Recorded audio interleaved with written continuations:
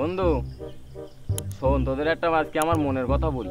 আচ্ছা বল বন্ধু, কি মনের কথা বল। কি বলবো, দুঃখের কথা। আমার দাদা এত ভালো মানুষ ছিল, আর এত বড় মনের মানুষ, তোদের বলি বোঝাতে পারবো না।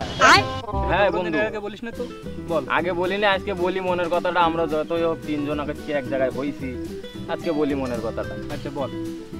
আমার দাদা অনেক বড় মনের মানুষ ছিল, কিন্তু ভুল ক্রমে আমার দাদা মৃত্যুবরণ করেছে। কিন্তু সে মৃত্যুর আগে অনেক সওয়াবের কাজ করে গেছে। কি সওয়াবের কাজ করলো তো দাদা আবার মরার আগে?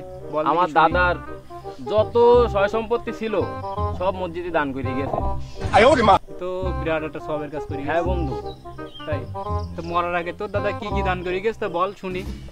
ছিল আর কি, ওই 1 টাকা ছিল, ওই 1 টাকাই দান করে গেছে। বাবা, বিরাট দান করে গেছে।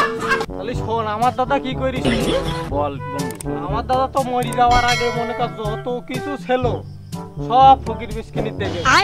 কি কি দেখে তোর দাদা ফকির মিসকিনিরা? ওই ছেঁড়া যত জামা কাপড় ছিল সব দেশে।